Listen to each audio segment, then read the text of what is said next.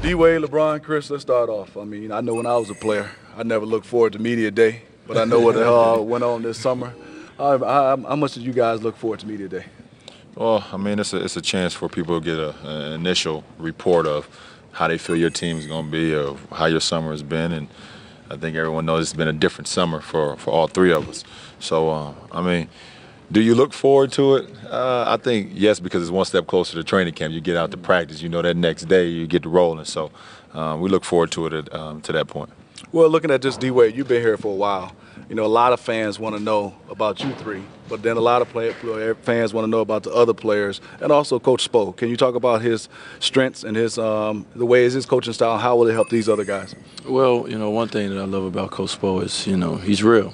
You know, and for him is, you know, what you see is what you get. You know, he's a guy who, you know, he has a philosophy. He sticks to his philosophy, but he also understands today's players and the game that we play today. So, you know, he's a guy that they're going to be able to go to, you know, in the middle of games and, you know, be able to, you know, talk to him. And he's going to let them have some freedom as well. But also, he's strict to his principles. It's a good combination. And I think, like I said, you know, he hasn't hit 40 yet. He's still in his 30s.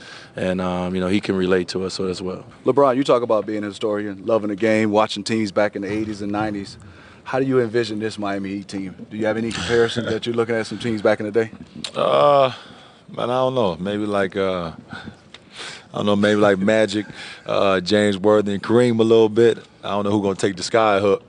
I guess I'll be big game. I'll be big game James part 2. But you know, I mean, yeah, like I said, I love the history of the game, man. And I mean, you've seen those teams back in the days, man. It was not just one guy. It wasn't just Magic by himself. It wasn't just Isaiah.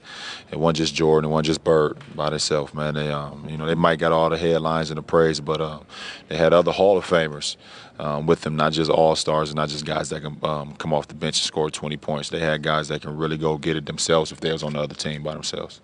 When you look at it, you know, defense has been here in Miami, and as you guys know as well, and we talk about offense, I envision you guys getting up and down running. That's going to be easy.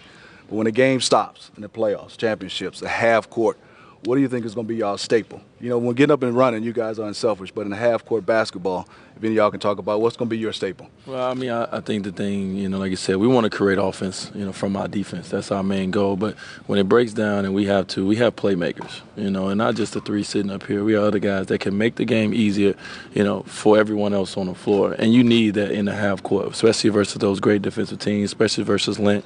You need other guys that will be able to penetrate. You need other guys to be able to make shots, to make the game easier for everyone else. So, you know, of course, we're going to run a lot of offensive sets. You know, you play here. You know, when I was here, we played together, and we're going to have all the offensive sets in the world. But at the end of the day, you need somebody that's going to be able to get that ball and going to be able to make plays, and we have a lot of playmakers. When you look at it all summer, everybody talked about with 2 seconds left, who's going to take that shot. From a player standpoint, who's going to be that guy in that huddle from a defensive standpoint saying, hey, I want to stop the Kobe Bryants, the Carmelos, or the big-time scorers on that last possession? Oh, well, for me, I'm always going to take that challenge. And I think all three of us, I mean, as a team, we all going to take that challenge. But I mean, that's where I make my staple. I mean, I love the defensive side of the floor. And, you know, and that's what creates offense. Defense getting a stop against a big-time scorer. It's very tough in this league to get individual one-on-one defensive stops. We have to do it as a team, but, you know, I have no problem with taking that challenge. You know, you look at it, everybody's going to have to sacrifice points. But can you look at this year, Chris, saying, hey, I might lead the league in rebounding or some steals or field goal percentage? What else is going to be your staple besides scoring points? I mean, I rebound the basketball. That's what I do.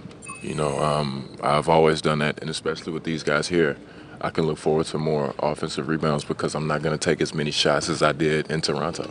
I know that's going to change for me. So being able just to move without the ball, you know, get a lot of easy buckets to help field goal percentage and a lot of offensive and defensive rebounds and just kick it to these guys to start the break. I think that's very important. But anything on the defensive side, I think we're all looking to improve in one way or the other as far as steals, blocks, rebounds. You know, we can all really improve. And if we improve on the defensive end, you know, his field goal percentage is going to go up because when he's a beast in the open court, you already know what he can do. So, I mean, the outlet pass, 2 dribbles, you know, we'll be at the basket. So that's going to be our backbone is the defensive end. Now, when you look at LeBron, You know, it's 6 years you're going to be here. Is that 6 rings? I mean, that's what we hope. I mean, that's what I hope. That's the only reason I came down here for. So if it's not 6 rings, what will be an unsuccessful season, in your opinion, from all 3 of you guys? Well, unsuccessful season would be us not reaching our potential, not getting better every day, taking games off. Taking games off because we know we have talent. You know, we more talented than this team. Mm-hmm. So, we take 3 quarters off and then we win it in the 4th. You know, that can make sure we lose games later on in the game. We might be able to do that against some of the teams that maybe not be as talented as us, but playing hard every single night, playing hard for 48 minutes, as close to 48 minutes as possible, that would be an unsuccessful season for me because, and for us, because we know the quality of players we have and we know exactly what we want to get to. Chris, last question for you and D-Wade. Team to beat in the Eastern Conference? Boston. Team to beat, as far as overall in the NBA? Oh, in the NBA, the Lakers. No, they're the champions, hands down. So you're going through Boston, you're going through LA? We're going through way more than them two, but Yeah, Boston is the Eastern Conference champs, and the Lakers is the world champions. So we have to get through them, but we got other people in front of them. Yeah, you have Orlando out there too. There. Yeah. Don't Thank you guys. Appreciate it. it.